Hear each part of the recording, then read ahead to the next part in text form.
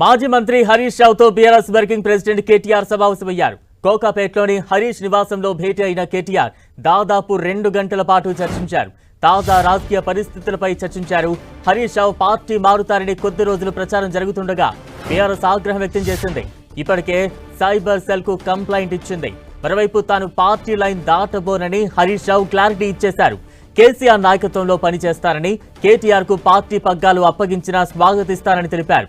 అయితే తప్పుడు ప్రచారానికి చెక్ పెట్టేందుకు హరీష్ రావుతో నేరుగా కేటీఆర్ సమావేశమైనట్టు తెలుస్తోంది. మరోవైపు అనారోగ్యానికి గురైన హరీష్ రావు తండ్రిని కేటీఆర్ కలిశారు. ఆయన ఆరోగ్యంపై వివరాలు తెలుసుకున్నారు. ఈ సమయంలోనే రాజకీయాలపై చర్చించారు.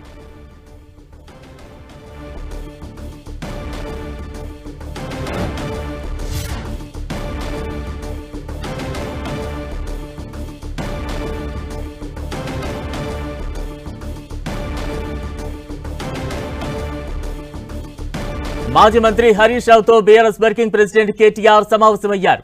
కోకాపేటలోని హరీష్ నివాసంలో భేటీ అయిన కేటీఆర్ దాదాపు 2 గంటల పాటు చర్చించారు. తాజా రాజకీయ పరిస్థితులపై చర్చించారు.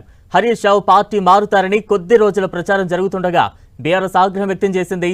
ఇప్పటికే సైబర్ సెల్ కు కంప్లైంట్ ఇచ్చింది. మరోవైపు తాను party line దాటబోనని Harish Rao clarity ఇచ్చారు. కేసీఆర్ నాయకత్వంలో పనిచేస్తారని, కేటీఆర్ కు పార్టీ పగ్గాలు అప్పగించినా స్వాగతిస్తారని తెలిపారు. అయితే తప్పుడు ప్రచారానికి చెక్ పెట్టేందుకు హరీష్ రావుతో నేరుగా కేటీఆర్ సమావేశమైనట్టు తెలుస్తోంది. మరోవైపు అనారోగ్యానికి గురైన హరీష్ రావు తండ్రిని కేటీఆర్ కలిశారు. ఆయన ఆరోగ్యంపై వివరాలు తెలుసుకున్నారు. ఈ సమయంలోనే రాజకీయాలపై చర్చించారు.